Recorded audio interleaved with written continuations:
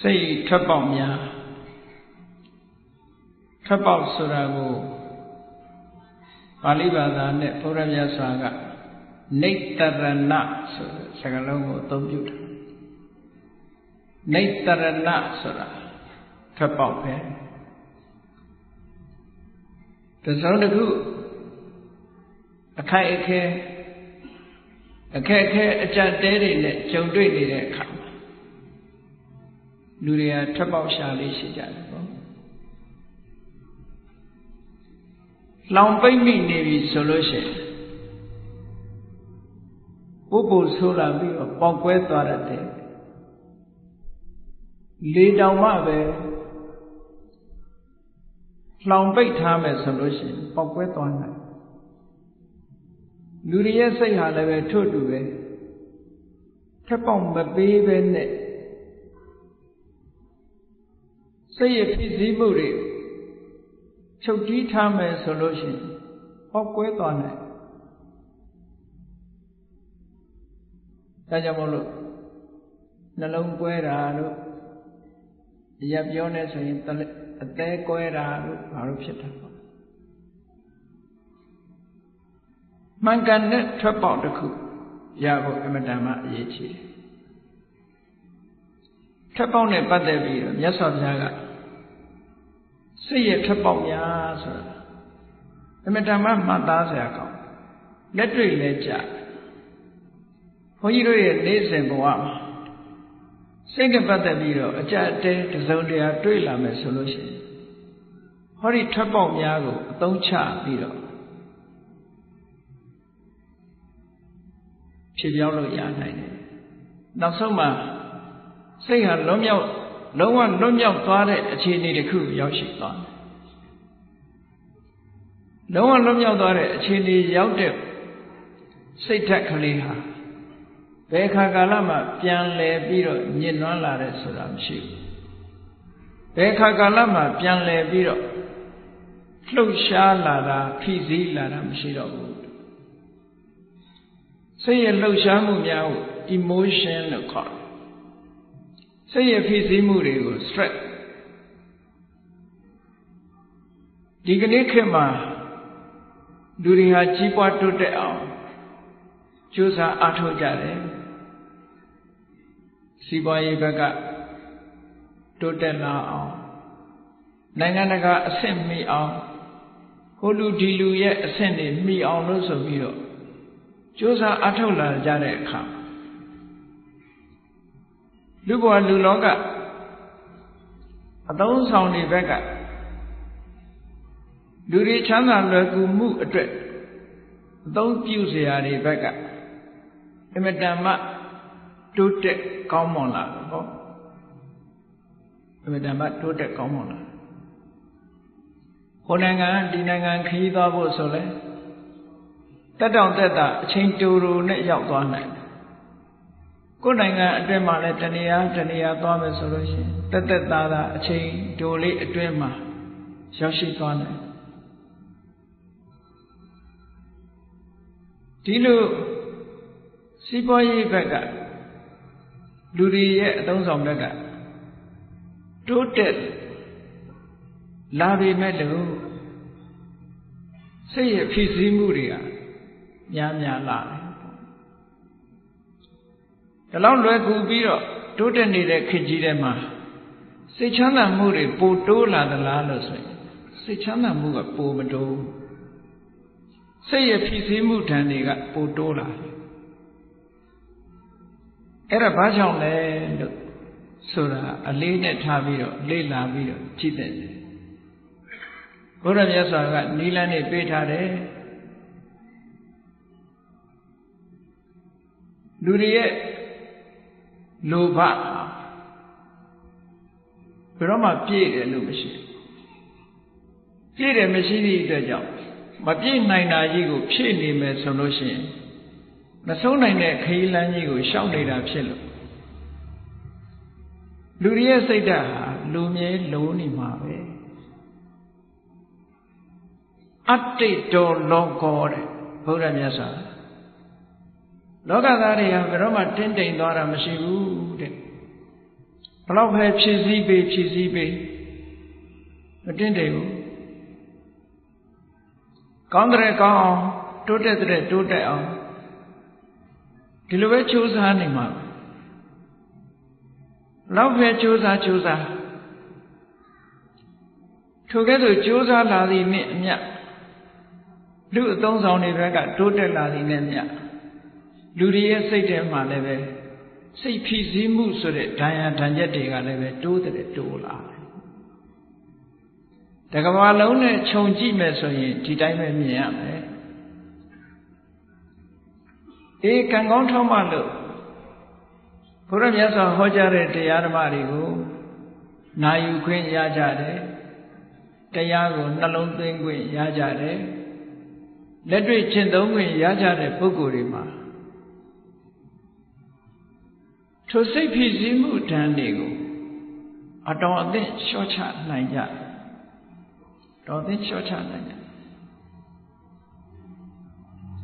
လျှော့ချထားတဲ့ဟာလည်းပဲ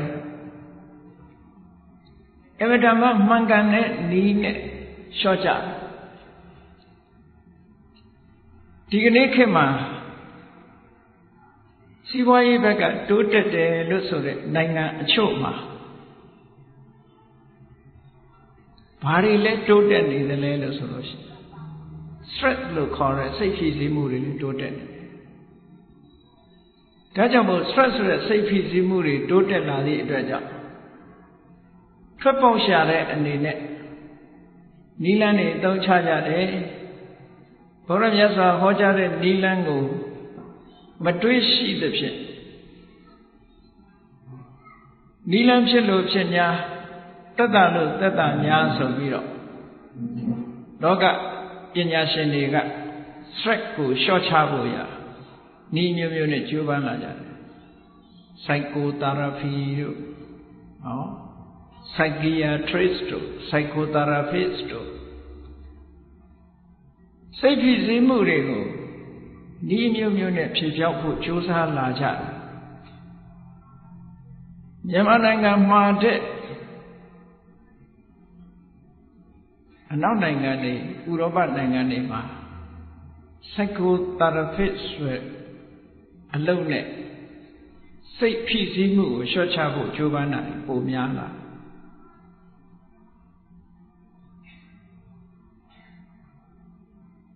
မြန်မာနိုင်ငံမှာကတော့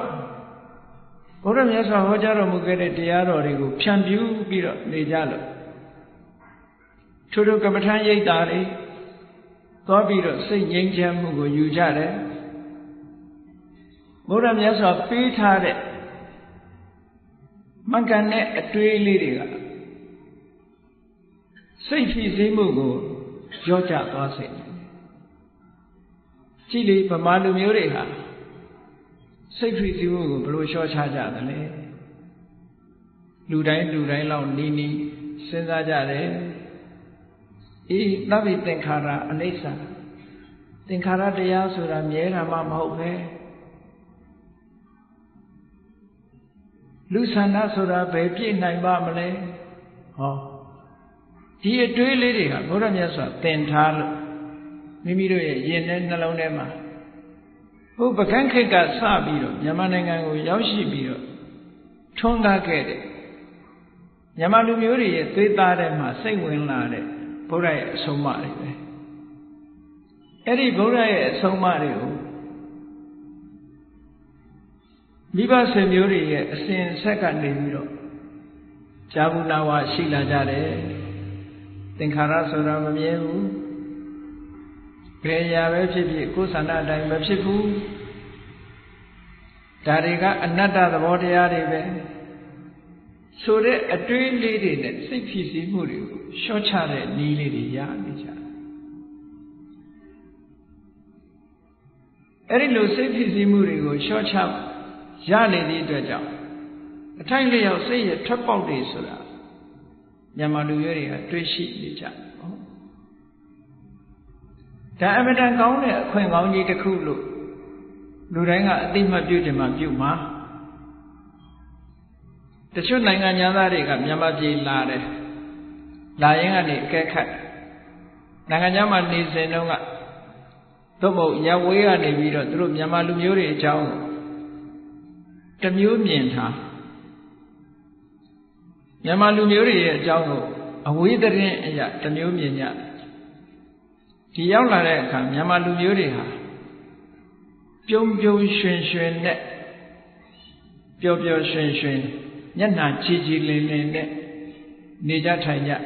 ပေါ့ပေါ့ပါပါနေကြထိုင်ကြသွားကြလာကြစားကြတာမြင်တော့သူတို့စိတ်ထဲမှာမဝေခွဲနိုင်ဘူး။ဘာကြောင့်မြန်မာလူမျိုးတွေရဲ့မျက်နှာတွေဟာရှင်လန်းနေရတယ်လဲ။ဘာကြောင့်မြန်မာလူမျိုးတွေရဲ့စိတ်ဓာတ်တွေဟာကြည်လင်အေးမြနေရတယ်လဲဆိုတာအကြောင်းရင်းကိုမသိလို့ရှိရင်သူတို့ဖြေရှင်းနိုင်မှာမဟုတ်ဘူး။တကယ်ကတော့ဘုရားမြတ်စွာရဲ့တရားဓမ္မအကျိတ်အောင်မြန်မာလူတွေမျိုးတွေဟာစိတ်ရထွက်ပေါက်တွေကိုအထိုက်အလျောက်ရရှိနေကြလို့ပဲလို့ဆိုတာသေသေးချာချာစဉ်းစားကြည့်သိနိုင်ပါတယ်ဒါ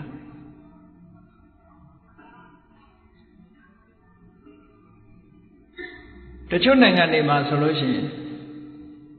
တက္ကသိုလ်ပညာရပ်တစ်ခုအနေနဲ့ပြုလုပ်ပြီးတော့တောင်းပါပဲစိတ်ရဖြစ်စည်းမှုဓာတ်တွေကိုရှော့ချမှုဆိုတာပညာရပ်တစ်ခုအနေနဲ့သင်နေကြ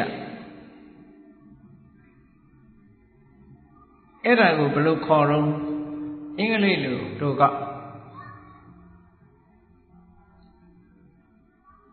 MBSR လို့ခေါ်တယ်တက္ကသိုလ်မှာ psychology နဲ့ပတ်သက်ပြီးတော့သင်ကြားတဲ့အထက်မှာအခုက modern education မှာဒါပါ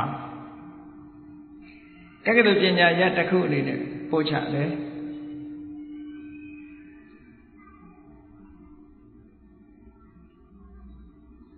MBSR ဆိုတာ M ဆိုတာ mindfulness B ဆိုတာက based S ဆိုတာ stress R ဆိုတာ reduction mindfulness based stress reduction ဆိုတဲ့နည်းပညာတစ်ခုအခြေခံအားဖြင့်ပြောမယ်ဆိုလို့ရှိရင်တတိတရားကိုအခြေခံပြီးတော့စိတ်ဖြစ်စည်းမှုကိုလျှော့ချခြင်းဆိုတဲ့အဓိပ္ပာယ်ဒါမြန်မာနိုင်ငံမှာတတိပဌာန်ကျင့်စဉ်ပဲဘုရားမြတ်စွာဟောထားတော်မူခဲ့တဲ့တတိပဌာန်ကျင့်စဉ် mindfulness based တတိတရားကိုအခြေခံပြီးတော့စိတ်ရဖြစ်စည်းမှုတွေကိုလျှော့ချတာဒါကြောင့်မို့မြန်မာလူမျိုးတွေဟာစိတ်ဆင်းရဲမှုတန်ကိုကြားရှိမခံကြရဘူးထွက်ပေါက်ကလေးတွေရှိတယ်ပေါ့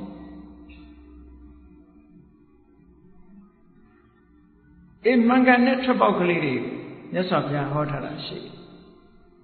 ဆိုင်ရာထွက်ပေါက်ကလေးတွေရှိအမတန်ကြီးမားတဲ့အဆောက်အဦကြီးတစ်ခုလူတွေအများအပြားစုယုံရောက်ရှိနိုင်တဲ့အဆောက်အဦတစ်ခုစူပါမားကတ်ကြီးတို့လိုလေဆိပ်အဆောက်အဦကြီးတို့လိုဒီလိုကြီးမားတဲ့အဆောက်အဦကြီးတွေမှာ exit ဆိုတာလေးတွေရှိ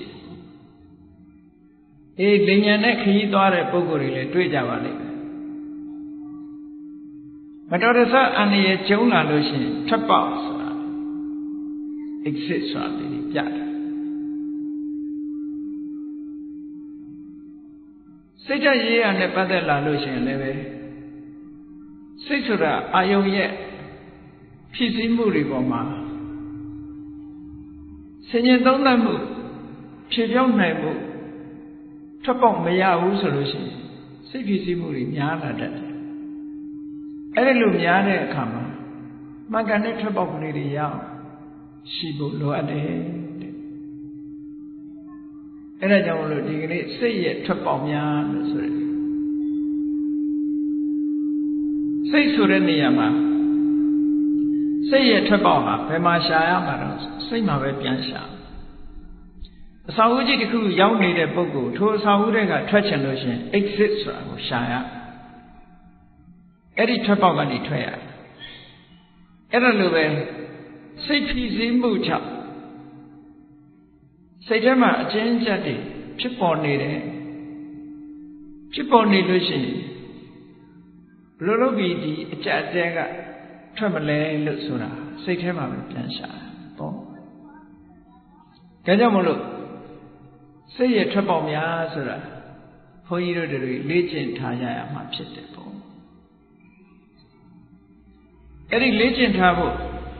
စိတ်ရဲ့ထွက်ပေါက်တွေနဲ့ပတ်သက်ပြီးမြတ်စွာဘုရားကနိတ္တာရဏိယဆိုတဲ့သုတ်မှာ6မျိုးဟောထားတာရှိတယ်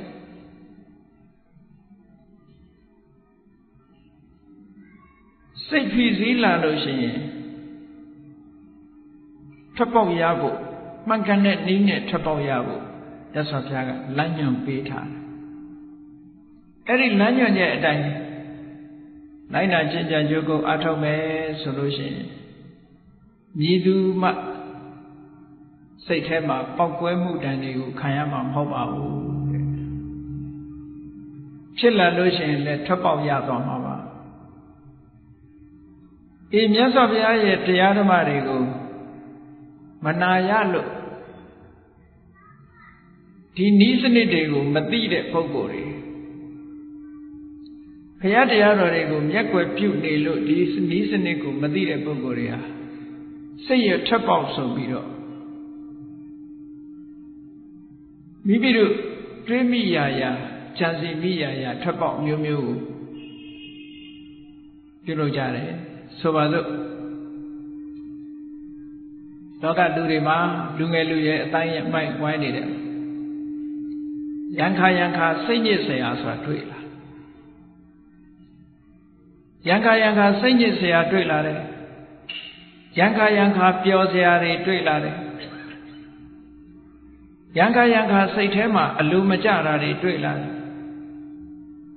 ရံခါကြတော့မထိမ့်သိမ့်နိုင်တော့အောင်ဒေါသပေါက်ကွဲလာတာမျိုးတွေတွေ့တတ်တယ်အဲ့ဒီလိုစိတ်အချင်းအကျက်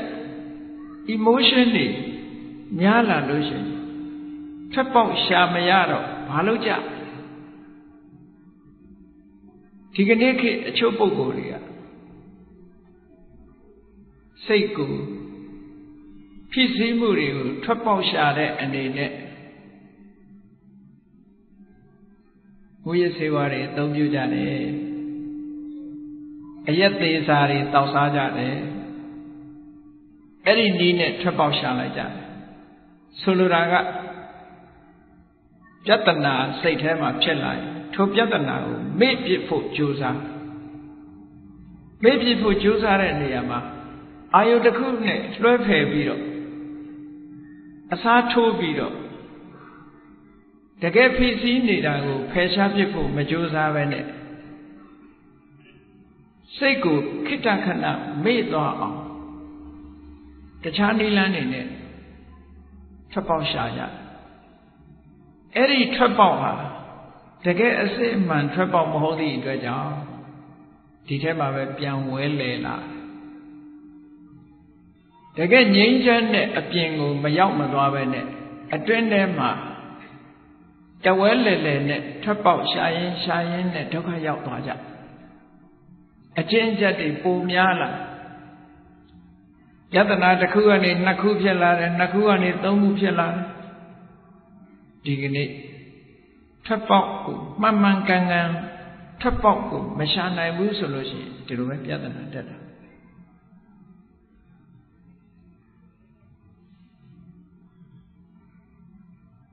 တချို့ကပြောကြတယ်မဟုတ်လားလူတယောက်ကွမ်းစားတတ်တဲ့အလေးချင်းလုံးလို့ကွမ်းဆွဲသွားတယ်ကွမ်းဆွဲသွားတာနဲ့ဘာနဲ့ဖြတ်ရမလဲလို့စဉ်းစားတာထွက်ပေါက်ရှာတာပဲဒါကွမ်းကမဖြတ်နိုင်ဘူးမဖြတ်နိုင်တဲ့အတွက်ကြောင့်ဘာနဲ့အစားထိုးလို့ဆိုဆေးလိမ့်နဲ့အစားထိုးကွမ်းစားတာဖြတ်ချင်လို့ဆေးလိမ့်နဲ့အစားထိုးတဲ့အခါကျတော့ကွမ်းလဲဖြတ်လို့မရဘူးနောက်ထပ်ဆေးလိမ့်ဆွဲတာတစ်ခုထပ်ပေါ်လာတယ်ဟောကွမ်းရောဆေးလိမ့်ရောနှစ်ခုစလုံးဆွဲသွားအဲ့ဒါမျိုးလိုပဲစိတ်ရဲ့ထွက်ပေါက်ကိုအယက်သေးစာတို့မူရစေဝါတို့ဒါတွေနဲ့အစားထိုးပြီးတော့ထွက်ပေါက်ရှာမယ်ဆိုလို့ရှိရင်ပြဿနာတွေကပိုပြီးတော့ပဲတက်လာမယ်တဲ့ဒါကြောင့်မို့လို့ အဲ့ဒီဖြေနီးကားတွေဟာမှန်ကန်တဲ့ဖြေနီးကားမဟုတ်ဘူးအဲ့ဒီထွက်ပေါက်ဟာမှန်ကန်တဲ့ထွက်ပေါက်မဟုတ်ဘူးတဲ့ရသော်ဘုရားဟောထားတဲ့ထွက်ပေါက်အလွန်သိမ်မွေ့ပြီးတော့အလွန်ထိရောက်တဲ့ထွက်ပေါက်ပဲအေးကောင်းပြီဘုန်းကြီးတို့တွေမှာယံပါယံခါစိတ်ထဲမှာအလိုမကျမှုဆိုတာဖြစ်တယ်ထို့အလိုမကျမှုကကြီးထွားလာလို့ရှိရင်ပေါက်ကွဲလာဒေါသပေါ့ဒေါသဖြစ်လာတယ်ဗျာပါဒလို့ခေါ်တဲ့စိတ်ဟာငြိမ်းချမ်းတဲ့စိတ်ကလေးပျက်စီးလာဒေါသဖြစ်လာပြီဆိုလို့ရှိရင်လူရဲ့မျက်နှာဟာလည်းကြည်လင်ခြင်းမရှိတော့ဘူးပြုံးချိုခြင်းမရှိတော့ဘူးမျက်နှာအနေထားပါပြောင်းလာအဲ့ဒါလို့စိတ်ရဲ့အလိုမကျတဲ့ဗျာပါဒတို့ဒေါသတို့ဖြစ်လာလို့ရှိရင်ထိုဒေါသကိုထွက်ပေါက်ရှာတာတချို့ကဘာတော့ကိုမကျေနပ်တဲ့ဟာတခြားနဲ့အစားထိုးသို့မဟုတ်မကျေနပ်တဲ့လူကိုတခုခုနဲ့အနိုင်ယူလိုက်တယ်အဲ့ဒီအနိုင်ယူလိုက်တာထွက်ပေါက်မဟုတ်ဘူးသို့သောလူတွေကအဲ့ဒါထွက်ပေါက်ထင်ပြီးတော့အဲ့ဒီကနေထွက်ကြတယ်ပြဿနာထပ်တက်လာတယ်ပေါ့မြတ်စွာဘုရားကအေးစိတ်ထဲမှာအလိုမကျတဲ့ဗျာပါဒရဲ့ထွက်ပေါက်အစိတ်ကဘာလဲဆိုရင်မေတ္တာပါတဲ့မေတ္တာပွားရမယ်မေတ္တာပွားခြင်းဖြင့်ဗျာပါဒရဲ့ထွက်ပေါက်ကိုရရှိနိုင်တယ်ဒါမှန်ကန်တဲ့နည်းစနစ်ပဲလောကကြီးမှာမြတ်စွာဘုရားကဟောထားတယ်ယံကိုယံလင်းမတုံနှင်းနဲ့ယံကိုယံနဲ့တုံလို့ရှိရင်ဘယ်တော့မှမငြိမ့်ဘူးတဲ့ဥပမာပေးထားတယ်မစင်ညစ်ကြေးတွေပေးနေတဲ့နေရာကိုရေနဲ့သာဆေးလို့ရတယ်ထိုမစင်အညစ်ကြေးနဲ့ဆေးကြောလို့မရဘူးပုတ်ပြီးတော့သာညစ်သေးသွားမယ်ရေစင်ရေတန်းနဲ့ဆေးကြောမှသာလည်းပြောင်းနိုင်ထို့တူပဲဗျာပါဒလောက်ဆိုတဲ့အလိုမကျတဲ့စိတ်ထဲမှာတင်းကျပ်လာတဲ့စိတ်ထဲမှာဖြစ်ပေါ်လာတဲ့ဒေါသဆိုတဲ့ emotion တစ်ခုဖြစ်ပြောင်းခြင်းတော့မေတ္တာဆိုတဲ့ထွက်ပေါက်ကသွားရမယ်တဲ့ဒါမေတ္တာစိတ်အလိုမကျနေတဲ့စိတ်ရဲ့မှန်ကန်တဲ့ထွက်ပေါက်တစ်ခုပါတဲ့ဒါကိုမြတ်စွာဘုရားကဟောတယ်ဘုရားမြတ်စွာဟောကြားတဲ့စကားလုံးတိုင်းပြောရလို့ရှိရင်နိတ္တရဏံဣတံဗျာပါဒတယတိထံမေတ္တာစေတောဝိမု ക്തി စိတ်ရဲ့လွတ်မြောက်မှုလို့ဆိုတဲ့မေတ္တာဟာဗျာပါဒလို့ဆိုတဲ့စိတ်အလိုမကျမှုရဲ့ထွက်ပေါက်ဖြစ်ပါတယ်ဘုန်းကြီးတို့တွေဒေါသဆိုတဲ့စိတ်ထဲမှာအလိုမကျမှုဒုတိယကိုမုန်းတိမှုဆိုတာတွေအဲ့ဒီမုန်းတိမှုအလိုမကျမှုဆိုတာကိုယ်တဏ္ဍာမှာဖြစ်နေလို့ရှိရင်စိတ်နှလုံးဟာပူလောင်နေတာအဲ့ဒီပူလောင်မှုတွေကိုမလိုချင်ဘူးထာဝရအေးချမ်းနေတာကိုလိုချင်တယ်ဆိုလို့ရှိရင်မေတ္တာနဲ့အစားထိုးလိုက်ပါတဲ့မေတ္တာဟာတကယ်ထွက်ပေါက်ပါမေတ္တာနဲ့အစားထိုးလိုက်လို့ရှိရင်ဗျာပါဒကလုံးဝနှလုံးသားထဲကနေယက်တည်နိုင်စွာမရှိတော့ဘူးတဲ့ဒါကြောင့်မို့ဒီနည်းစနစ်ဟာအမတန်မှလွန်ခဲ့တဲ့နှစ်ပေါင်း2500ကမြတ်စွာဘုရားကဟောထားခဲ့တဲ့လက်တွေ့ကျင့်သုံးရမယ့်နည်းစနစ်တစ်ခုဖြစ်ပါတယ်မေတ္တာဆိုတဲ့နေရာမှာမေတ္တာရဲ့စွမ်းရည်တတ္တိတွေကအစဉ်စဉ်ရှိတယ်ဆိုတာကိုသတိထားဖို့တော့လိုတယ်ပေါ့အရာထဲမှာပြောနေတဲ့တာမန်မေတ္တာတူမေတ္တာတူမှာဆိုတာအခြေခံမေတ္တာလေးအဆင့်နဲ့မကဘူးထိုအခြေခံမေတ္တာလည်းလိုအပ်ပါတယ်ထိုအခြေခံမေတ္တာတဲ့ပို့ပြီးတော့စွမ်းအားထက်တဲ့မေတ္တာဆိုတာလေ့ကျင့်ယူမှရတယ်ပေါ့မလေ့ကျင့်လို့ရှိရင်အာမကောင်းဒါလည်းမှန်တယ် လူခန္ဓာကိုယ်တန်ဆွမ်းမှုအတွက်ဘာလို့ physical exercise လုပ်ရ physical exercise လုပ်ရတယ်အပြေးသမားတွေပြေးရတယ်ဘောလုံးသမားတွေလေ့ကျင့်ရတယ် physical exercise လုပ်ရဘယ်ဟာပဲဖြစ်ဖြစ်လေ့ကျင့်ခံယူရထို့တူပဲမေတ္တာတွေစွမ်းအားထက်လာလေ့ကျင့်ခံယူဖို့လိုတယ်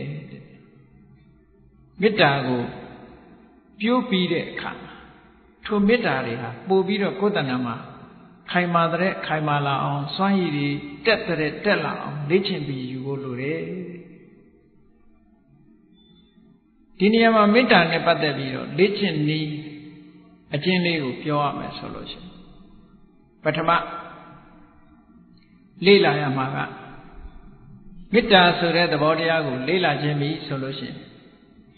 ကိုယ်တဏ္ဍာမှာမေတ္တာဆိုတာကိုတွေ့အောင်ရှာဖို့လိုတယ်အရက်ထဲမှာတော့တဏှာရာဂနဲ့ချစ်တဲ့အချစ်ကိုမေတ္တာလို့အရက်ထဲမှာခေါ်နေတယ်အဲ့ဒါနဲ့လုံးဝမတူဘူးအဲ့ဒါနဲ့ရောထွေးသွားတတ်တယ်ဆိုလိုတာကရာဂနဲ့မေတ္တာ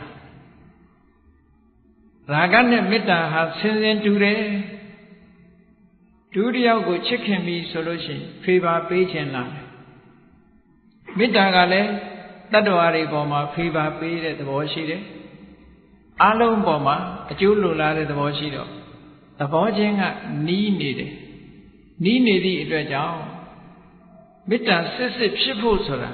အမှန်တမ်းခရင်သွားမေတ္တာကိုဘာကနေဝင်ပြီးတော့အယောင်ဆောင်တတ်တယ်လို့ဆိုရင်ရာဂကမေတ္တာရောင်ဝင်ပြီးတော့ဆောင်တတ်တယ်လှိစားမှုလို့ခေါ်တယ်။အဲကြောင့်မို့နိတ္တိအထက်ကထာဆိုတဲ့ကျမ်းမှာလှည့်စားမှုတွေနဲ့ပတ်သက်ပြီးတော့ရေးထားတာရှိတယ်။အဲ့ဒါတွေကိုစုစည်းပြီးတော့မြန်မာနိုင်ငံမှာရွှေကျင်ကိုင်းကြီးကိုတည်ထောင်သွားတဲ့မင်းတို့မင်းလက်ထက်ကရွှေကျင်ဆရာတော်ကြီးဆိုတာမန္တလေးတောင်မြောက်ဘက်မှာရွှေကျင်တိုက်တွေရှိတယ်။အဲ့ဒီရွှေကျင်ဆရာတော်ကြီးရေးတဲ့စာအုပ်တော့ရှိတယ်။ဝိဇနာဓိပနီလှည့်စားမှုတွေထင်ရှားပြတဲ့ကျမ်းအဲ့ဒီဝိဇနာဓိပနီဆိုတာလှည့်စားမှုတွေကိုတရုပ်ဖော်ထားတာအစဆုံးဘာနဲ့တရုပ်ဖော်ထားတော့ဆိုရင်ကြည့်ရာဂောမေတ္တာယဝိဇေတိအဲ့ဒီစကားလုံးလေးပါရာဂောမေတ္တာယဝိဇေတိတဏှာရာဂသည်မေတ္တာရောင်ဆောင်ပြီးတော့လှည့်စားသွားတတ်တယ်အဲ့ဒါကြောင့်မို့လို့တဏှာနဲ့မေတ္တာကွဲအောင်အရင်ကြည့်ဖို့လိုတယ်မေတ္တာဆိုတာသူ့အကျိုးကိုလိုလားတဲ့စိတ်ဓာတ်တဏှာဆိုတာကိုယ့်အကျိုးကိုဦးစားပေးတာမေတ္တာဆိုတာစွန့်လွတ်နိုင်တယ်တွေ့တာမနေဘူးတဏှာကမစွန့်လွတ်နိုင်ဘူးအမတမကွဲပြားခြားနားမှုတွေရှိတယ်တဏှာချင်းနဲ့မေတ္တာချင်းတဏှာချစ်ကပူလောင်တယ်မေတ္တာချစ်ကအေးမြတ်မေတ္တာဆိုတာအတွေ့အတာကင်းတယ်ကောင်းကျိုးချမ်းသာကိုလိုလားတဲ့စိတ်သဘောပဲမေတ္တာဆိုတာသူ့အတွက်တဏှာဆိုတာကိုယ့်အတွက်စဉ်းစားကြည့်လေလူတွေကဘသူကိုခင်ပါတယ်ချစ်ပါတယ်နဲ့ပြောနေကြတကယ်ချစ်တာဟုတ်ကလားလို့ဆိုတကယ်ဆန်းစစ်ကြည့်လိုက်တဲ့အခါကျတော့သူ့ကိုချစ်တာမဟုတ်ဘူးသူ့မြင်နေရလို့ရှိရင်ကိုယ်စိတ်ချမ်းသာအဲ့စိတ်ချမ်းသာမှုလေးကိုချစ်တာဒါကိုလူတွေမျက်စိလဲသွားတယ်ကြည့်လေစဉ်းစားကြည့်အမေကသားသမီးကိုချစ်တယ်အဖေကသားသမီးကိုချစ်တယ်ဒီလိုပြောကြတယ်ကဲအမေချစ်တဲ့သားသမီးအဖေချစ်တဲ့သားသမီးကအမေစကားနားမထောင်ဘူးအဖေစကားနားမထောင်ဘူးဆိုလို့ရှိရင်နောက်ဆုံးကြတော့အမေအဖေကချစ်နိုင်ပါအောင်မလားအမေအဖေကဒီသားလေးဒီသမီးလေးကိုကြည့်ပြီးတော့သူ့ရဲ့စိတ်ကျေနပ်မှုကလေးရနေတာအဲ့ဒါကိုချစ်တာသူ့ရဲ့စိတ်ကျေနပ်မှုလေးကိုဖြက်လို့ဖြက်စီးလှုပ်လာပြီဆိုရင်သွားတော့သတင်းစာတွေကထည့်ပြီးတော့ သာသမီတွေအမွေပြတ်ကြော်ညာတာတွေမရှိဘူးလားရှိတယ်ဘာဖြစ်လို့အမွေပြတ်ကြော်ညာရတာလဲလို့ဆိုရင်သူ့ရဲ့ပီတိသောမနတဆိုတဲ့ခံစားချက်လေးကိုဖြည့်ဆည်းပြလို့တဲ့အဓိပ္ပာယ်ကဒါပဲဒီသားဒီသမီးကိုအာယုံပြုတ်ပြီးတော့ပီတိသောမနတလေးသူမရတော့မရသည့်အတွက်ကြောင့်မင်းမနေနဲ့တော့ပဲဒါပဲအဲ့တော့တဏှာချက်နဲ့မေတ္တာချက်ကအလွန်ကွာမေတ္တာချက်ဆိုတာဒါမျိုးမဟုတ်ဘူးကျိုးစီးပွားကိုလိုလားတယ်ကောင်းစားစေခြင်းနဲ့ကြီးပွားစေခြင်းနဲ့သို့တော့တွေ့တာမနေဘူးကိုယ့်အတွက်မစင်စားဘူးသူ့အတွက်တစ်ဖက်သက်စဉ်းစားတယ်ဟောမေတ္တာဒီရဲ့ရှင်းအောင်ပြောရမယ်ဆိုလို့ရှိရင်မေတ္တာဆိုတာမိတ်ဆွေရဲ့စိတ်ဓာတ်ကိုခေါ်တာပါဒီစကားလုံးလေးဖြစ်လာတာကိုအကြည့်မိတ္တတဧတာမေတ္တာမိတ္တတမိတ်ဆွေတငယ်ချင်းရဲ့ဧတာဥစ္စာဖြစ်တဲ့စိတ်သဘောထားပဲမေတ္တာမိတ်ဆွေတငယ်ချင်းရဲ့စိတ်သဘောထားစိတ်နေစိတ်ထားအဲ့ဒါဟာမေတ္တာအေးစဉ်းစားကြည့်လို့ရှိရင်လူတိုင်းမှာမိတ်ဆွေသင်္ကားတွေရှိကြတယ်အပေါင်းအသင်းတငယ်ချင်းတွေရှိကြတယ်တငယ်ချင်းနဲ့စကားပြောရင်ပျော်တယ်တငယ်ချင်းနဲ့တွေ့ရရင်ပျော်တယ်တငယ်ချင်းနဲ့နေခြင်းနဲ့တငယ်ချင်းရဲ့အကျိုးစီးပွားကိုလိုလားတယ်ဟောအဲ့ဒီစိတ်ဓာတ်မျိုးလေးတွေဟာမေတ္တာလို့ခေါ်တာပဲအဲ့ဒီမေတ္တာသည်ခုနကတဏှာရာဂဆိုတဲ့အချက်နဲ့မတူဘူးတဲ့ကောင်းပြီမေတ္တာဆိုတဲ့သဘောတရားဟာအာရောဒအမုန်းကင်းစင်တဲ့သဘောတရားကောင်းကျိုးချမ်းသာကိုလိုလားတဲ့ကြီးပွားစေခြင်းတဲ့သဘောတရားလေးပဲအဲ့ဒီသဘောတရားလေးဟာမိမိရဲ့တဏ္ဍာမှာပင်ကိုယ်ကရှိနေပေမဲ့လို့လေ့ကျင့်ပေးမှအစွမ်းထက်မယ်မလေ့ကျင့်ရင်အစွမ်းမထက်ဘူးအဲ့တော့မေတ္တာဆိုတဲ့သဘောတရားကိုဘာနဲ့လေ့ကျင့်ရအာယုန်နဲ့ပဲလေ့ကျင့်စိတ်တစ်ခုကိုထက်မြက်လာအောင်လေ့ကျင့်ခြင်းအာယုန်နဲ့လေ့ကျင့်ဓာတ်ထက်အောင်ဘာနဲ့လုပ်ရကြောက်နဲ့သွေးရတယ်ကြောက်ပေါ်တင်ပြီးတော့သွေးမှဓာတ်ထက်တယ်ထို့တူပဲဒီမေတ္တာစိတ်ဓာတ်လေးဟာခိုင်မာကြီးထွားလာအောင်ဘာနဲ့လုပ်အာယုန်နဲ့လုပ်ပေးရမယ်အာယုန်ပေါ်တင်ပြီးတော့လေ့ကျင့်ရမေတ္တာလေ့ကျင့်ခန်းကိုဘုန်းကြီးတို့ဝိသုဒ္ဓိမေကျမ်းကြီးမှာရှင်းရှင်းလင်းလင်းရေးထားတာရှိတယ်မေတ္တာကိုလေ့ကျင့်ခန်းလုပ်တဲ့အနည်းတစ်ခုတာမန်ကုသိုလ်ရာယုံပို့တဲ့မေတ္တာမျိုးမဟုတ်ဘူးတာမန်ကုသိုလ်ရာယုံပို့တဲ့မေတ္တာကတော့သဗ္ဗိတ္တအဝိရာဟွန်တုနဲ့ဆိုတာပေါ့ဘုရားရှိခိုးရင်လည်းမေတ္တာပို့တာပဲလေတတ္တဝါတွေချမ်းသာကြပါစေအဲ့ဒီဟာမျိုးကိုပြောတာမဟုတ်ဘူး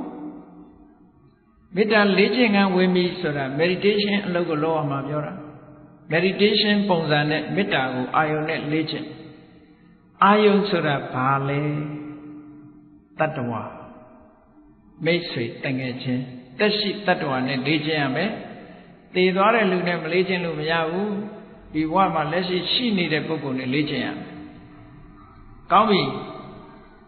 လေ့ကျင့်မယ်ဆိုလို့ရှိရင်ပုဂ္ဂိုလ်ရွေးချယ်ရလိမ့်မယ်နံပါတ်1အသက်ရှင်စေပုဂ္ဂိုလ်သေတဲ့ပုဂ္ဂိုလ်နှစ်ဦးရှိတဲ့ထင်မယ်သေတဲ့ပုဂ္ဂိုလ်မရွေးနဲ့ဘယ်တော့မှမအောင်ဘူးသေသွားပြီးတဲ့ပုဂ္ဂိုလ်ပေါ်မှာမေတ္တာမပို့နဲ့မေတ္တာလေ့ကျင့်ပြီးတော့တို့ယူခြင်းတယ်ဆိုလို့ရှိရင်သေတဲ့ပုဂ္ဂိုလ်ဖယ်ထားလိုက်လက်ရှိအသက်ထင်ရှားရှိတဲ့ပုဂ္ဂိုလ်ကိုရွေးပါအဲ့ဒါလို့ရွေးတဲ့အခါမှာလည်းပဲလူကို3မျိုးလောက်ခွဲလိုက်3မျိုးလောက်ခွဲလိုက်တူကကိုယ်နဲ့အမတန်ခင်မင်ရင်းနှီးတဲ့ပုဂ္ဂိုလ်ဟောတာကတူဟိုတူကခင်လည်းမခင်မုန်းလည်းမမုန်းတဲ့တာမန်ပုဂ္ဂိုလ်နောက်တူကမုန်းတဲ့ကိုရန်သူ 3မျိုးခွဲလိုက်ပုဂ္ဂိုလ်3စားရှိလူတိုင်းဟာဒီလို3စားရှိနေမှာပဲအများအားဖြင့်ဒါရေပုံရအားဖြင့်ပြောတဲ့စကားပေါ့အဲ့ဒီထဲမှာဘယ်ပုဂ္ဂိုလ်ကိုရွေးရမလဲမေတ္တာစပြီးတော့ပြိုးတော့မယ်ဆိုလို့ရှိရင်ကိုယ်နဲ့ခင်လဲမခင်မုန်းလည်းမမုန်းတဲ့ပုဂ္ဂိုလ်ကိုသွားရွေးမယ်ဆိုရင်မေတ္တာပြိုးဖို့ခက်လိမ့်မယ်။ဘာဖြစ်လို့လဲဆိုတော့သူ့ပေါ်မှာခင်မမခင်တာကိုသူ့ကိုရွေးလို့မဖြစ်ဘူးပထမအနေနဲ့ရန်သူကိုရွေးမလားဆိုဟာရန်သူသွားရွေးရင်တော့ဒေါသဖြစ်မှာပဲမေတ္တာပြိုးလို့မရဘူးဒါကြောင့်မို့ရန်သူကိုလည်းမရွေးနဲ့အဲ့တော့ပိယပုဂ္ဂလဆိုတာကိုခင်မင်ချစ်ခင်တဲ့ပုဂ္ဂိုလ်ရွေးလိုက်ပါတဲ့ဒါမေတ္တာပို့တော်မယ်ဆိုအဲ့ဒါကစအဲ့ဒီပုဂ္ဂိုလ်ရွေးဒီရွေးတဲ့နေရာမှာလည်းပဲနောက်တစ်ခုတတိထားเสียလိန်တူကိုပဲရွေးရမယ်တဲ့လိန်ခွဲကိုသွားမရွေးရဘူးဆိုလိုတာကမေတ္တာပို့မဲ့ပုဂ္ဂိုလ်ဒီအမျိုးသားဆိုရင်အမျိုးသားတန်ငယ်ချင်းတွေကရွေးအမျိုးသမီးဆိုရင်အမျိုးသမီးတွေရွေးအမျိုးသားကအမျိုးသမီးကိုသွားရွေးမယ်အမျိုးသမီးကအမျိုးသားကိုသွားရွေးမယ်အမျိုးသားကအမျိုးသမီးကိုရွေးမယ်လိမ့်မတူတာကိုသွားရွေးလို့ရှိရင်မေတ္တာဖြစ်မဲ့အစားတဏှာရာဂတွေဖြစ်တာတတ်တယ်အန္တရာယ်ရှိတယ်ပေါ့ဒါကြောင့်အဲ့ဒါလို့မရွေးရဘူးအမျိုးသားဆိုရင်အမျိုးသားချစ်ခင်တဲ့ပုဂ္ဂိုလ်ရွေးအမျိုးသမီးဆိုရင်အမျိုးသမီးတွေကချစ်ခင်တဲ့ပုဂ္ဂိုလ်ရွေးတဲ့အဲ့ဒါလို့ရွေးပြီးတော့စိတ်ဓာတ်ကိုလေ့ကျင့်ပေးရမေတ္တာစိတ်ကိုလေ့ကျင့်ပေးရအဲ့ဒီလေ့ကျင့်တော့မယ်ဆိုလို့ရှိရင်အစပထမဘာလုပ်ဖို့လိုလဲနှိုင်းရှင်မှုဟာအမှန်တမ်းအရေးကြီးမြန်မာလိုပြောရင်ဗမာလူမျိုးတွေပြောတဲ့စကားကိုချင်းစာတရားဆိုတာမရှိဘူးလားရှိတယ်ကိုချင်းစာတရားထားတတ်ဖို့အတွက်ကိုအရင်ဆုံးကိုစဉ်းစားလိုက်ပါမေတ္တာပို့လိုက်ပါကိုမေတ္တာပို့တာကတော့ဒါကဘာဝနာအတွက်မဟုတ်ဘူးလေ့ကျင့်တာမဟုတ်ဘူးလွယ်အောင်လို့ပြင်ဆင်လိုက်တဲ့သဘောပဲဆိုပါစို့မေတ္တာပို့တဲ့အခါမှာချမ်းသာပါစေလို့ပြောကြတာလားသို့မဟုတ်ကျမ်းမာပါစေလို့ပြောကြတာလားသို့မဟုတ်အဆင်ပြေပါစေလို့ပြောကြတာလားတစ်ခုခုပဲကိုကြိုက်တဲ့ဟာနဲ့ပြောလို့ရတယ်ကျမ်းမာပါစေလို့ပြောချမ်းသာပါစေလို့ပြောအရာခတ်သိမ်းမှာအဆင်ပြေပါစေလို့ပြောအောင်မြင်ကြီးပွားပါစေလို့ပြောဘာနဲ့ပြောပေါ့အဲ့ဒီအတွေးလေးကိုထိုပုဂ္ဂိုလ်ပေါ်မှာပြောရမယ်ဆိုပါစို့ဘုန်းကြီးတို့တွေယောက်ျားဆိုရင်ယောက်ျားကလေးတန်ငယ်ချင်းမိန်းကလေးဆိုမိန်းကလေးတန်ငယ်ချင်းပေါ့ခုခေတ်တည်း friend တွေများတယ် girlfriend boyfriend ကိုယ့်အကိုယောက်ျားလေးဆိုယောက်ျားလေးတန်ငယ်ချင်းကိုရွေးမိန်းကလေးဆိုမိန်းကလေးတန်ငယ်ချင်းရွေးပြီးတဲ့အခါကိုတယောက်တည်းနေတဲ့အချိန်လေးမှာထိုပုဂ္ဂိုလ်ရဲ့မျက်နှာစိတ်ထဲမှာပေါ်လာအောင်ပုံဖော်လိုက်ပုံဖော်လို့မရဘူးဆိုရင်ဓာတ်ပုံလေးတစ်ခုတောင်ကိုယ့်ရှိမှချပေါ့ဓာတ်ပုံနဲ့ကြည့်ပြီးတော့ပုံဖော်ပေါ့စိတ်ထဲမှာပုံဖော်လို့ရရင်စိတ်ပုံဖော်လိုက်သူ့ရဲ့ပြုံးရွှင်နေတဲ့မျက်နှာကြည်နူးနေတဲ့မျက်နှာလေးကိုကြည့်ပြီးတော့အစဉ်ထာဝရပြုံးနိုင်ပါစေချမ်းသာပါစေကျမ်းမာပါစေရှင်လန်းပါစေကိုလိုချင်တဲ့စကားလုံးလေးတစ်ခုနဲ့အသုံးချပြီးတော့အဲ့ဒီစိတ်ကလေးထပ်တလဲလေးဖြစ်နေအောင် repetition လုပ်တာခေါ်ထပ်ပြီးတော့ဖြစ်တခါတည်းမဟုတ်ခုခေတ်သချင်းဆိုတဲ့အခါ repeat တွေပေါ်တယ်မဟုတ်လားထပ်ကြော့နေတာလေအဲ့တော့မေတ္တာကြော့နေရဘယ်နဲ့ပြန်ကြော့ရမလို့ဆိုရင်တဏှာကြီးလုံးရင်တဏှာကြီးလုံးကြော့နေရမှာပဲအဲ့ဒါလို့ဓာများသွေးတဲ့အခါမှာကြောက်နေဒီလိုပုတ်နေတယ်လို့ပဲဒီချမ်းသာပါစေဆိုတဲ့စိတ်ကလေးနဲ့ခုနကပိယပုဂ္ဂိုလ်နဲ့ပုတ်ပေးနေရအဲ့ဒါလေ့ကျင့်နေတာလို့ခေါ်တယ် အဲ့ဒါလို့ပုတ်ပေးနေလိုက်တဲ့အခါမှာဘယ်လိုအနေထားထီအောင်ရောက်လာတယ်လဲလို့ဆိုရင်ဘယ်နေရာသွားဒီပုဂ္ဂိုလ်ရဲ့မျက်နှာပဲမြင်နေမျက်စိတွေကဒီပုဂ္ဂိုလ်မျက်နှာမထွက်အိပ်မပြောသေးခင်သူ့မျက်နှာပဲမြင်နေတယ်တခြားအသိမမြင်စိတ်ကအဲ့ဒီပေါ်မှာပဲစိတ်ဟာငြိမ်ကြလာပေါ့အဲ့ဒါလို့ငြိမ်ကြလာတဲ့အပေါ်မှာမေတ္တာစိတ်ကလေးနဲ့ထပ်ပြီးတော့ပုတ်ပေးနေလို့ရှိရင်နောက်ဆုံးမှာတမာရီတွေစွမ်းအားတွေကောင်းလာလို့ရှိရင်ဇန်တောင်ရလာတယ်အေးဗမာတွေကဇန်ဆိုရင်ကောင်းကင်ပြန်တာကြီးပဲအောင်းမေ့တယ်ဒါကောင်းကင်ပြန်တာကိုပြောတာမဟုတ်ဘူးဇန်ရတယ်ဆိုတာအဲ့ဒီအာယုံလေးပေါ်ကိုအမြဲတမ်းစူးစိုက်ပြီးတော့နေနိုင်တဲ့စွမ်းအားတတ္တိလေးရလာတာပြောတာနော်ပထမဇန်ဆိုတဲ့စွမ်းရည်တတ္တိကိုလိုချင်တဲ့အချိန်လေးရလာမယ်ဇန်ဆိုတာဘာကိုပြောတာလဲလို့ဆိုရင်ခုနကတငယ်ချင်းရဲ့မျက်နှာပေါ်မှာစိတ်ကလေးအမြဲရောက်နေအောင်ပို့ပေးနေတဲ့ဝိတက်လို့ခေါ်တဲ့သဘောတရား initial application နဲ့အဲ့ဒီပေါ်မှာထိုမျက်နှာကလေးပေါ်မှာရင်ဝဲနေတဲ့စိတ်ဟာခွာလို့မရတော့တဲ့အနေအထားမျိုးဖြစ်နေတဲ့ sustain application ဆိုတဲ့ဝိสารဝိတက်တဲ့ဝိสารခုခေတ်တော့နော်ပါလဲဖတ်တလိုက်စာကိုလည်းဝိสารလို့ခေါ်တာရှိသေးတယ်အဲ့ဒါနဲ့တော့မရောနဲ့နော်ဝိတက်တဲ့ဝိสารတဲ့ဝိတက်ဆိုတာအာယုံပေါ်စိတ်ကလေးကိုပုတ်တင်ပေးနေတာဝိสารဆိုတာအာယုံလေးနဲ့စိတ်နဲ့ကွာမတော့အောင်လှုပ်ဆောင်ပေးနေတဲ့သဘောအဲ့ဒီအာယုံလေးနဲ့စိတ်ချနှက်နေတာပီတိစိတ်ချနှက်တယ်လို့စိတ်ထဲမှာငြိမ်းချမ်းနေတာဒုက္ခအဲ့ဒီအာယုံလေးကိုစိတ်ကခွာလို့မရတာကဧကဂတာ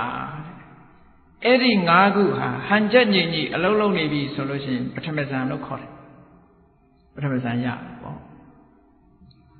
တကယ်ချင်းရဲ့မျက်နှာလေးပေါ်မှာအလုံးလုံးနေချမ်းသာပါစေရှင်လန်းပါစေကျမ်းမာပါစေဆိုတဲ့စိတ်ဓာတ်ကလေးပွားပြီးတော့အလုံးလုံးနေအဲ့ဒီအလုံးလုံးနေလို့ရှိရင်ခုနကအင်္ဂါရက်တွေပြည့်စုံလာရင်ပထမဇန်ပဲဒီတဲ့စွမ်းအားမြင့်လိုက်တဲ့အခါကျတော့တွေးနေเสียမလိုဘူးဝိတက်ဆိုတာမလိုတော့ပဲနဲ့အာယုန်လေးကခွာလို့မရတာရဲ့ဂျေနတ်နေတာရဲ့နော်စိတ်ထဲကချမ်းမြေ့နေတာရဲ့တည်ငြိမ်နေတာရဲ့ဒီသဘောလေး၄မျိုးလေးနဲ့ဖွဲ့စည်းလိုက်တာကြတော့ဒုတိယဇန်အဆင့်လို့ခေါ်တယ်နောက်တစ်ခါဒီတဲ့တမာတိစွမ်းအားတွေမြင့်လိုက်တဲ့အခါကျတော့အာယုန်မှာဒီအာယုန်လေးနဲ့စိတ်လေးနဲ့တွေ့ကပ်နေအောင်လုပ်ပေးเสียမလို့တော့ပဲနဲ့ထိုအာယုန်လေးပေါ်မှာဂျေနတ်နေတာရဲ့နှစ်သက်နေတာရဲ့တည်ငြိမ်နေတာရဲ့ဒီအခြေအနေ၃ရပ်ကလေးနဲ့ထိုအာယုန်ပေါ်မှာယက်တည်နေလို့ရှိရင်တတိယဇန်လို့ခေါ်တယ်။ဩမေတ္တာပွားတဲ့ပုဂ္ဂိုလ်ဟာအဲ့လိုဇန်၃ဆင့်ထိအောင်ရနိုင်တယ်။အဲ့ဒီဇန်၃ဆင့်ရသွားမှစေတောဝိမု ക്തി လို့ခေါ်တာ။စိတ်လေးဟာယာဘာရကလွတ်သွားပြီတဲ့။ဒေါသတွေကလုံးဝလွတ်နေတဲ့စိတ်တဲ့အဲ့ဒီချိန်စေတောဝိမု ക്തി ဆိုတာပို့ပြီးတော့ဒီလုံးဝလွတ်မြောက်လာတဲ့အနေအထားတစ်ခုရောက်လာအောင်လေ့ကျင့်ယူထားတဲ့မေတ္တာကိုပြောတာတာမန်မေတ္တာကိုမေတ္တာလို့ပဲသုံးတယ်စေတောဝိမု ക്തി ဆိုတဲ့စကားလုံးလေးထည့်သုံးလိုက်လို့ရှိရင်ထိုမေတ္တာဒီဇန်အခြေအနေထိအောင်ရောက်နေတဲ့မေတ္တာမျိုးလို့ဒီလိုပြောတာကဲကောင်းပြီပိယပုဂ္ဂလလို့ခေါ်တဲ့ကိုချစ်ခင်နဲ့ရင်းနှီးတဲ့မိတ်ဆွေနဲ့လေ့ကျင့်လိုက်လို့အောင်မြင်သွားတဲ့မေတ္တာလေးကိုဒီတိုင်းမထားနဲ့အောင်မေတ္တာကိုဖြန့်ကျက်ကြည့်အောင်ထိုမေတ္တာလေးကို transfer လုပ်အောင်ဘယ်သူ့ပေါ် transfer လုပ်မလဲဆိုချစ်လည်းမချစ်မုန်းလည်းမမုန်းနဲ့ကိုမသိတဲ့ပုဂ္ဂိုလ်ပေါ်မှာပြောင်းကြည့်လိုက်လို့ရှိရင်ဒီမေတ္တာသဘောတရားလေးဟာယော့ကျမသွားဘူးကိုချစ်ခင်တဲ့ပုဂ္ဂိုလ်ပေါ်မှာထားတဲ့စိတ်အခြေအနေဟာမုန်းလည်းမမုန်းချစ်လည်းမချစ်တဲ့ပုဂ္ဂိုလ်ပေါ်မှာသွားထားလိုက်လို့အခြေအနေပြောင်းလဲသွားတယ်ဆိုလို့ရှိရင်ပြန်လေ့ကျင့်ဒီမှာပြန်လေ့ကျင့်ပြောင်းလဲမသွားဘူးဆိုလို့ရှိရင်ဒါဒုတိယအဆင့်အနေနဲ့အဆင်ပြေသွားပြီကဲနောက်တစ်ခါ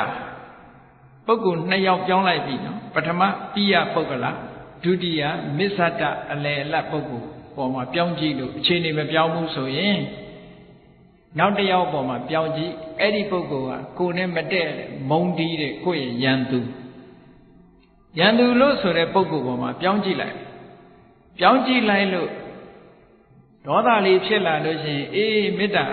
မကြန့်ခိုင်သေးဘူးပြန်ပြီးတော့လေ့ကျင့်အောင်ကိုမေတ္တာပြန်လေ့ကျင့်ပြီးတဲ့ခါပြန်စမ်းသပ်ကြည့်လိုက်အာယုံပြောင်းပြီးတော့ကိုယ်နဲ့မတည့်တဲ့လူပေါ်မှာမေတ္တာထားကြည့်ထားလို့ရသွားပြီဆိုလို့ရှိရင်တော့ဒီမေတ္တာဟာတော်တော်ခိုင်မာသွားပြီလို့ပြောဒါစမ်းသပ်တဲ့နည်းအဲ့လိုလုပ်ပြီးတော့တလောကလုံးမှာရှိတဲ့တတ္တဝါတွေပေါ်မှာမေတ္တာထားနိုင်အောင်ကြိုးစားနောက်ဆုံးမှာလူ၄ယောက်ကြည့်လိုက်နံပါတ်1ကကိုယ်တိုင်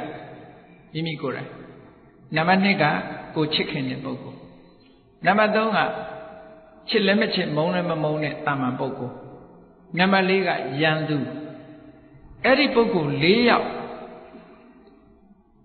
ထိုပုဂ္ဂိုလ်၄ယောက်သည်အပိုင်းအခြားတွေလူဆိုတာကိုပိုချစ်တတ်တယ်နော်ကိုပိုချစ်တတ်တယ်အဲ့ဒီ၄ယောက်ကို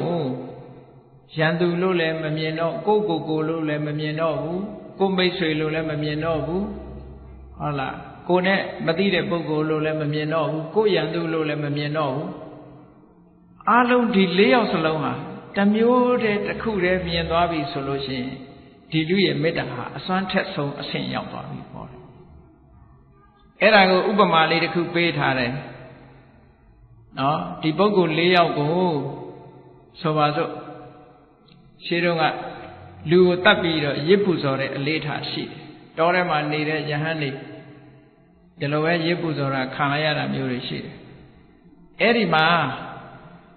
လာပြီးတော့တောင်းမယ်ရစ်ပူဇော်ဖို့အတွက်တယောက်လိုက်ခဲ့ပါဟောတယောက်လိုက်ခဲ့ပါဆိုလို့ရှိရင်အဲ့မှာနေနေတာကမိမိကိုယ်တိုင်ရဲ့ကိုယ်ပိတ်ဆွေရဲ့တာမန်ပုဂ္ဂိုလ်တယောက်ရဲ့ကိုယ်နဲ့မတည့်တဲ့ပုဂ္ဂိုလ်တယောက်၄ယောက်ရှိအဲ့၄ယောက်ထဲကနေဘယ်သူပေးမလဲဘုန်းကြီးတို့စဉ်းစားကြည့်ကြတယောက်ယောက်တော့လိုက်ရမှာဘယ်သူပေးမလဲကိုယ်စိတ်ထဲဘယ်သူပေးမလဲဟော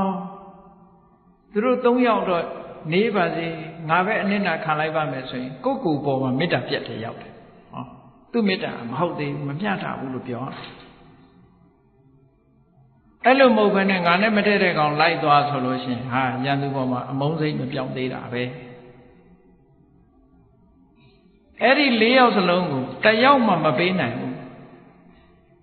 အားလုံးဟာတူတူပဲဖြစ်နေတယ်ဘယ်သူကမှရွေးလို့မရတော့ဘူးဆိုလို့ရှိရင်အဲ့ဒီမေတ္တာဟာကန့်တတ်ချက်တည်ကြော်ဖြတ်သွားတဲ့အမတန်ခိုင်မာတဲ့မေတ္တာတရားဖြစ်သွားပြီလို့ဒီလိုဆိုတာအဲ့ဒါလိုလေ့ကျင့်ပြီးတဲ့အခါမှာတလောကလုံးမှာရှိတဲ့တ attva တွေပေါ်မှာမေတ္တာတရားကိုဖြန့်ကျက်ပြီးတော့နေမယ်ဆိုလို့ရှိရင်ဒေါသဆိုတာလုံးဝလာလို့မရတော့ဘူးတဲ့နောက်ဆုံးမှထိုမေတ္တာကိုအခြေခံပြီးတဲ့အခါမှာဘာလို့ထိုမေတ္တာစိတ်ဓာတ်မှာပါတဲ့တဘာဝတရားတွေကိုရှုမှတ်ဆင်ခြင်ပွားများအထောက်လိုက်ထိုမေတ္တာနဲ့ရှင်ပြီးတော့ဖြစ်ပေါ်လာတဲ့စိတ်အခြေအနေတွေကနန္တရားထိုမေတ္တာရဲ့တရားနှလုံးသားကရုပ်တရားဟောရုပ်နဲ့နာနဲ့ဒီနှမျိုးရှိတယ်ဆိုတာကိုသဘောပေါက်လာလို့ရှိရင်ဒါဝိပဿနာလမ်းကြောင်းပဲစဝင်လာတာပဲသမထကနေဝိပဿနာပြောင်းတယ်လို့ခေါ်တယ်မေတ္တာစိတ်ဓာတ်ကိုရှုတာဟာနန္တရားကိုရှုတာထိုမေတ္တာစိတ်ဓာတ်ရဲ့တရားမှီရာနှလုံးသားရုပ်တရားတွေကိုရှုတာကရုပ်ကိုရှုတာဟောရုပ်နဲ့နာနဲ့ကွဲသွားပြီဆိုရင်နာမရူပပရိစ္ဆေဒညာအဲ့ဒီယုံနာနှစ်ခုကွဲသွားပြီးတဲ့အခါဒီယုတ်ထီနံတွေဟာဘာကြောင့်ဖြစ်တာတုံးလို့အကြောင်းတရားကိုလေ့လာသုံးသပ်နိုင်တဲ့အသိဉာဏ်တစ်မျိုးထပ်ဆင့်ရလာပြီဆိုရင်ပစ္စယပရိက္ခဉာဏ်အဲ့ဒီဉာဏ်နှမျိုးကိုအခြေခံပြီးတော့ဒီယုံနာဓမ္မသင်္ခါရတွေနဲ့အသိဉာဏ်လေးနဲ့ဆက်ပြီးတော့အလုံးလုံးသွားတဲ့အခါမှာမမြဲတဲ့သဘောတွေတွေ့လာတယ်ဖြစ်ပြီးပြတ်သွားတဲ့သဘောတွေတွေ့တယ်ဖြစ်ပြမှုတွေကအမြဲတမ်းနှိမ့်ဆက်နေတဲ့ဒုက္ခသဘောတွေတွေ့လာတယ်မဖြစ်ရအောင်မပြည့်ရအောင်ကိုယ်မှာစွမ်းရင်တတ္တိတွေမရှိဘူးဆိုတာသိလာတယ်ကိုယ်ဆန္ဒအတိုင်းမဖြစ်ဘူးဆိုတာသိလာတဲ့အနတ္တသဘောတွေပေါ်လာတယ်အဲ့ဒါလို့မေတ္တာနဲ့ပတ်သက်ပြီးတော့ယုတ်တရားနတ်တရားတွေပေါ်မှာ အနိစ္စလို့လည်းရှုနိုင်လာတယ်ဒုက္ခလို့ရှုနိုင်လာတယ်အနတ္တလို့ရှုနိုင်လာတယ်သမထဉာဏ်အဲ့ဒီကနေပြီးတော့ဆက်လက်ပြီးဖြစ်တာပြက်တာလေးကြီးပဲအာယုံစိုက်မိလာတဲ့အခါကျတော့ဥရိယဗျာဉာဏ်ထိုဥရိယဗျာဉာဏ်ကနေပြီးတော့ရင့်တန်လာတဲ့အခါကျတော့ဖြစ်တာဆိုတာကိုတည်ပြီးတော့အာယုံမပြုတ်နိုင်တော့ဘူးပြက်နေတာတွေကဉာဏ်တော်အားကြီးသည့်အတွက်ကြောင့်အပြက်ပဲမြင်နေတာမျိုးကြတော့ဘေငါဉာဏ်လို့ခေါ်တယ်အဲ့ဒါလို့ပြက်တာတွေကြီးမြင်နေသည့်အတွက်ကြောင့်စိတ်ထဲမှာဘာပေါ်လာတယ်ဉာဏ်ထဲမှာဘာပေါ်လာတာဟာပြက်နေတာဟာကြောက်เสียကြီးပါလားလို့ကြောက်เสียကြီးပါလားလို့တွေးလာတာအဲ့ဒါဘယဉာဏ်လို့ခေါ်တယ်ကြောက်เสียလို့မြင်လာတဲ့အခါကျတော့အေးဖြစ်မှုတွေကနှိမ့်ဆက်လို့စိတ်ပြက်เสียညှိငွေ့เสียကြီးပါလားအပြစ်တွေကိုမြင်လာတယ်ပြက်နေတဲ့အရာကြီးဟာတွေ့တာเสียမကောင်းဘူးလို့အပြစ်တွေကိုမြင်လာရင်အာဓိနဝညာအပြစ်တွေမြင်လာတဲ့အခါကျတော့မလိုချင်တော့ဘူးညှိငွေ့လာတယ်စွန့်လွတ်ချင်လာတယ်ညှိငွေ့လာတယ်နိဗ္ဗိဒညာညှိငွေ့လာတဲ့အခါကျတော့လွတ်ချင်လာတယ်ဒါတွေကိုလွတ်ချင်လာတယ်မလိုချင်တော့ဘူးမောစိတုကမြတညာအဲ့ဒီကနေပြီးတော့လွတ်ဖို့ရာအတွက်လွတ်ရလွတ်ကြောင်းကိုပြန်လီပြီးတော့ဆင်ញင်စဉ်းစားတာကြတော့ပဋိသင်္ခာညာပြန်ပြီးစဉ်းစားခြင်းကနေပြီးတော့သင်္ခါရတရားတွေရဲ့သဘာဝအပေါ်မှာနေသားတကျဖြစ်သွားပြီးတော့စိတ်လှုပ်ရှားမှုတွေနည်းသွားပြီးတည်ငြိမ်မှုတွေအသိဉာဏ်တွေကလွှမ်းမိုးလာပြီဆိုရင်သင်္ခါရုပ္ပခဉာဏ်လို့ခေါ်တယ်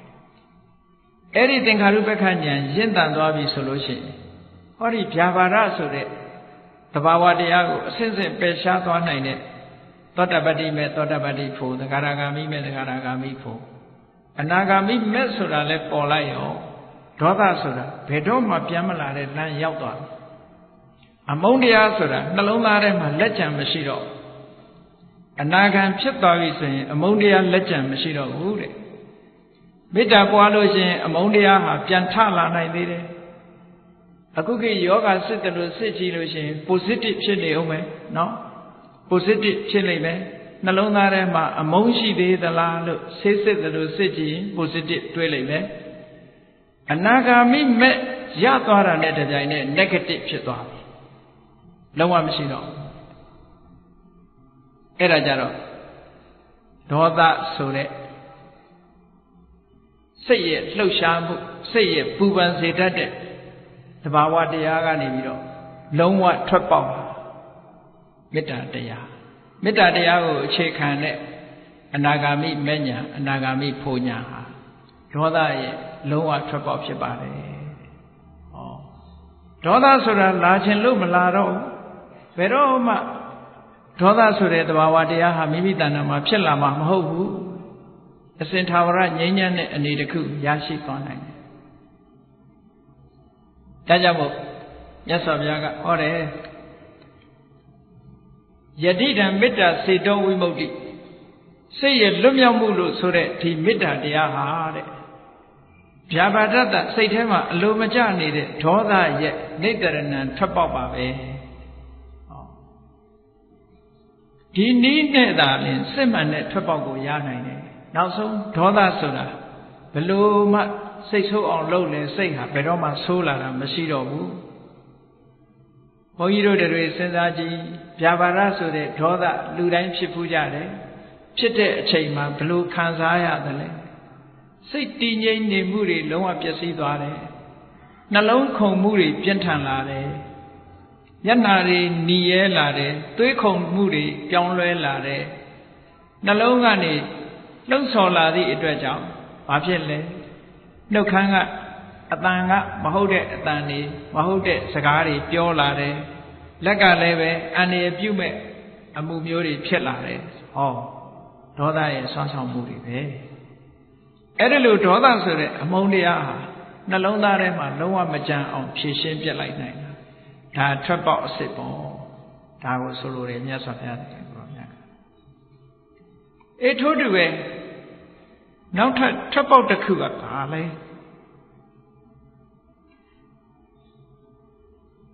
နောက်ထပ်ထွက်ပေါက်တစ်ခုရှာရအောင်မယ်လူတွေမှာတခါတရံကြတော့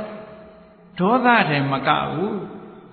ဆိုပါစို့စိတ်ဆိုးတယ်ဆိုတာရိုးစိတ်ဆိုးကြတာပဲလေ ကိုအလိုမကြရင်မိဘကသားသမီးကိုစိတ်ဆိုးတယ်နော်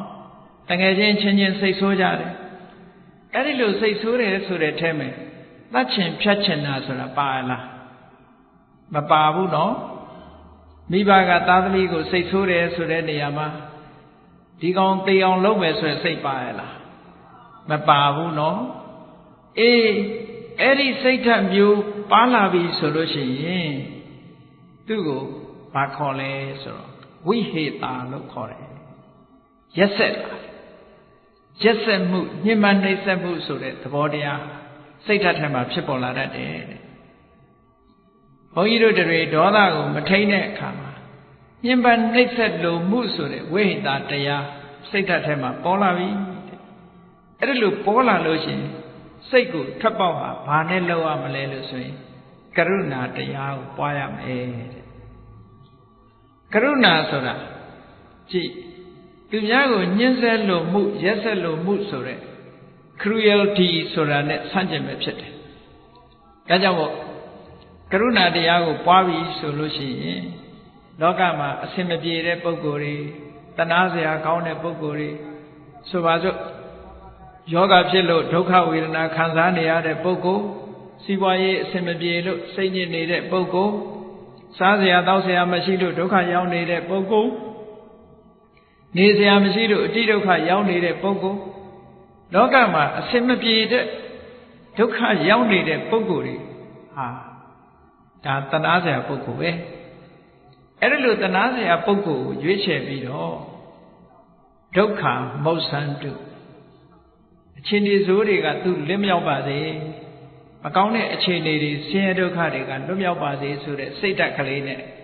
အဲ့ဒါလို့ဒုက္ခရောက်နေတဲ့ပုဂ္ဂိုလ်နဲ့ဒီစိတ်ကိုလေ့ကျင့်ယူရမယ်လေ့ကျင့်လို့ရှိရင်ခုနကမေတ္တာလေ့ကျင့်တယ်လို့လေ့ကျင့်လို့အောင်မြင်လာပြီဆိုလို့ရှိရင်ခုနကဝိဟိတာဆိုတဲ့တရားညှင်းဆဲလိုမှုရက်ဆက်တယ်ဆိုတဲ့သဘောတရားဟာသူ့တဏ္ဍာမှာလုံးဝမရှိတော့အောင်လွတ်မြောက်သွားနိုင်ပါတယ်ဒါလည်းထွက်ပေါက်တစ်ခုပဲနောက်တစ်ခုကဘာတော့ဆိုရင်လောကလူတွေဟာကိုယ်နဲ့ပြိုင်ဘက်ဖြစ်စေကိုယ်အိမ်နီးနာချင်းဖြစ်စေကိုယ်အတိတဲကဖြစ်စေမတိတဲ့ပုဂ္ဂိုလ်ပဲဖြစ်စေကြီးပွားတိုးတက်ပြီးတော့ကိုယ့်ရဲ့တာသွားလို့ရှိရင်ဝမ်းသာနိုင်ခဲ့တဲ့ပေါ့ဝမ်းမသာကြဘူးဝမ်းမသာနိုင်တာဘာကြောင့်ဝမ်းမသာတာတော့ဆိုရင်အိတ်သာလို့ခေါ်တဲ့ jealousy ကြောင့်ဝမ်းမသာတာအဲ့ဒီ jealousy ဆိုတဲ့သဘောတရားဟာသူတစ်ပါးအောင်မြင်မှုနဲ့ပတ်သက်ပြီးစိတ်ထဲမှာပျော်မွေ့မှုမရှိဘူးပျော်မွေ့မှုမရှိဘူးအဲ့ဒါလဲစိတ်ရဲ့ emotion တစ်ခုပဲအဲ့ဒါဖြစ်လာပြီဆိုလို့ရှိရင် jealousy တွေဖြစ်တယ်ထို jealousy တွေလွှမ်းမိုးလာတဲ့ပုဂ္ဂိုလ်တယောက်ဟာသူများကိုတော့အန္တရာယ်ပြုတတ်တယ်တခါတော့ကကြားဘူးပါလိမ့်မယ်အမေရိကန်နိုင်ငံမှာအမျိုးသမီးချန်ပီယံတွေကစကိတ်စီးတဲ့မျိုးသမီးချန်ပီယံဒီအားကစားမှာသူကထူးချွန်လို့တရဖူဆောင်းထားတဲ့ပုဂ္ဂိုလ်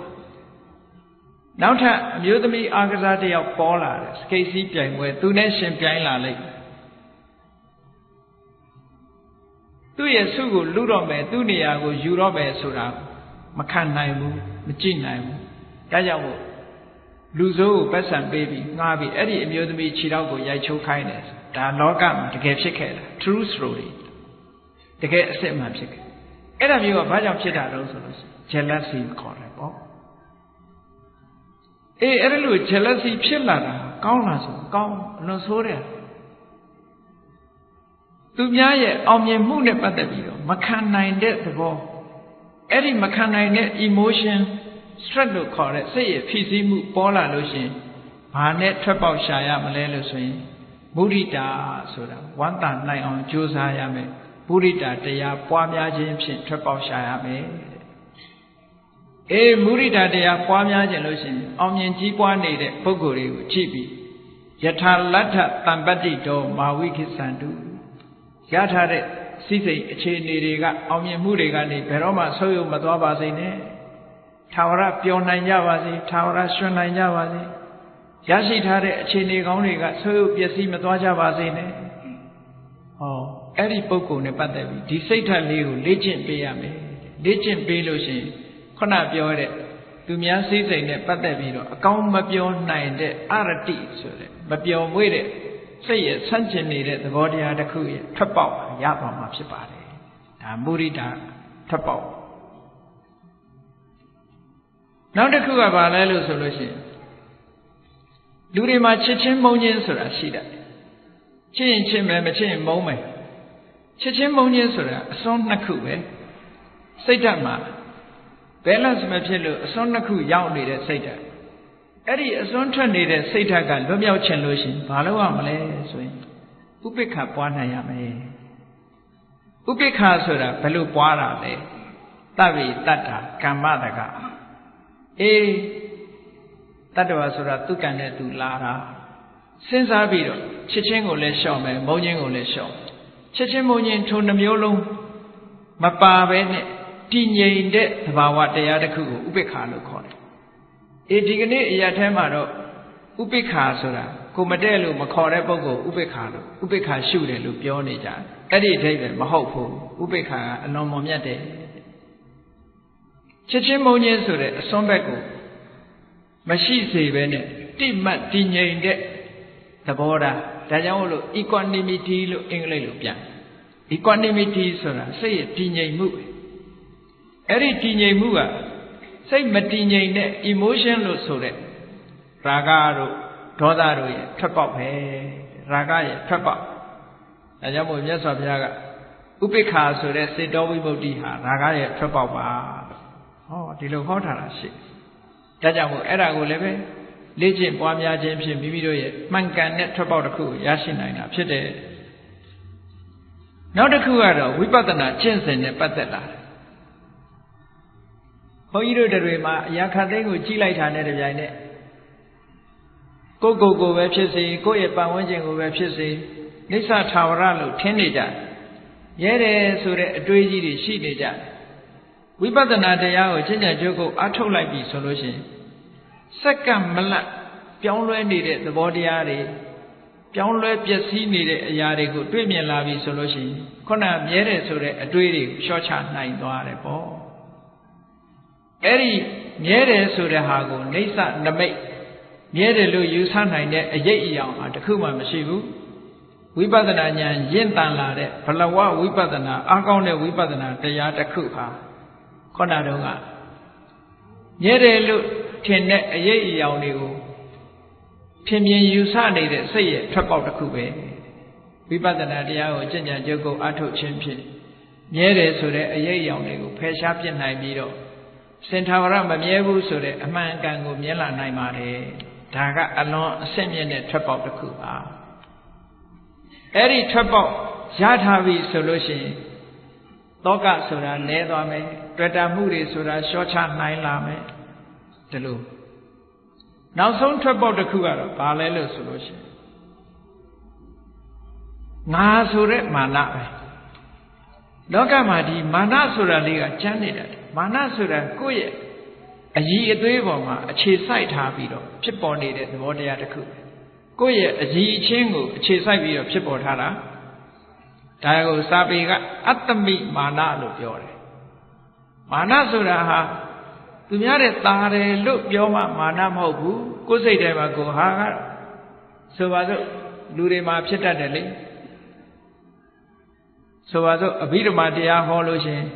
ငါနားမလည်ပါဘူးကွာနားလိုက်နိုင်မှာမဟုတ်ပါဘူးတို့နဲ့မမှီပါဘူးလို့အဲ့ဒါလိုတွေးတာလဲမာနပဲနှိမ့်ချတဲ့မာနပဲ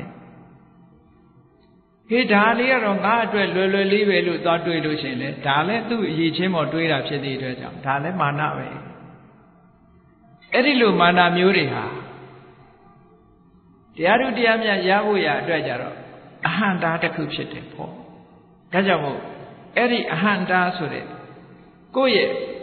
အည်ချင်းပေါ်မှာအားကိုးပြီးတော့ဖြစ်ပေါ်နေတဲ့အထင်တွေကိုပျောက်သွားဖို့ရအတွက်ကတော့ခုနဝိပဿနာကျင့်စဉ်ကျင့်ပြီးနောက်ဆုံးယဟန္တာပုဂ္ဂိုလ်ဘဝရောက်သွားလို့ရတ္တမေရတ္တဖို့ရသွားပြီဆိုလို့ရှိရင်တော့ခုနကပြောတဲ့ကိုယ့်ရဲ့အည်အသွေးပေါ်မှာအထင်ရောက်တဲ့မာနတရားဟာလုံးဝရှင်းသွားပါလိမ့်မယ်အဲ့ဒါကမာနတရားရဲ့ထွက်ပေါက်ပါ အဲ့ဒါလို့မြတ်စွာဘုရားသခင်ကိုရောမြတ်ကနေတရဏဓာတုတုတ်မှာစိတ်ရဲ့ထွက်ပေါက်များဆိုပြီးတော့ဟောထားတာရှိပါတယ်ဒီထွက်ပေါက်များတွေဒါလည်းတကယ်စစ်မှန်တဲ့ထွက်ပေါက်များဖြစ်သည့်အတွက်ကြောင့်ထွက်ပေါက်များဖြစ်တယ်ဒုတရားများဟာလက်တွေ့လေးလာကျင့်သုံးနိုင်မယ်ဆိုရင်ဒီထွက်ပေါက်တွေဟာကိုယ်တိုင်သိရှိနိုင်တဲ့ထွက်ပေါက်မျိုးတွေဖြစ်တယ်ဒါကြောင့်မို့တရားချစ်ခင်သူတော်စင်ပြိဿအပေါင်းတို့သည်ဘုရားမြတ်စွာဟောကြားတော်မူခဲ့တဲ့စိတ်ရဲ့ထွက်ပေါက်များကိုလက်တွေ့ချအသုံးချပြီးတော့မိမိတို့ရဲ့စိတ်ထဲမှာအကျဉ်းကျတွေ့လာတဲ့ဒေါသဆိုတဲ့ emotion တွေဝိဟိတာဆိုတဲ့ emotion တွေအရတိမပြောင်းမွေ့နိုင်တဲ့ emotion တွေရာဂဆိုတဲ့တတ်မဲ့တဲ့ emotion တွေသင်္ခါရတရားတွေနဲ့ပတ်သက်ပြီးတော့မြဲတယ်ဆိုတဲ့အထင်နမိတ်တွေကိုထင်းနေတဲ့အည်အသွေးပေါ်မှာအခြေပြုပြီးတော့ထားတဲ့မာနတွေအဲ့ဒီ emotion တရားတွေရဲ့ထွက်ပေါက်ကိုတကယ်လုံးဝလွတ်မြောက်နိုင်တဲ့ထွက်ပေါက်တွေဟာမေတ္တာတို့ကရုဏာတို့မုဒိတာတို့ဥပိ္ပခာတို့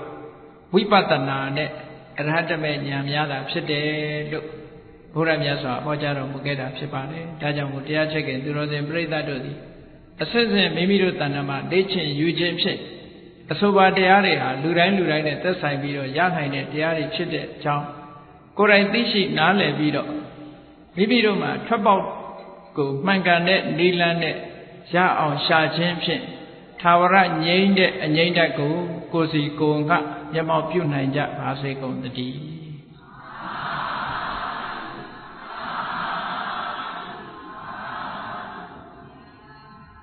ကဲမေတ္တာပို့ရအောင်တတ္တဝါများစွာဘေးရန်ကွာချမ်းသာကြပါစေတတ္တဝါများစွာဘေးရန်ကွာချမ်းသာကြပါစေမေတ္တာရေချမ်းသွန်ငါဖြံငြိမ်းချမ်းကြပါစေမေတ္တာရေချမ်း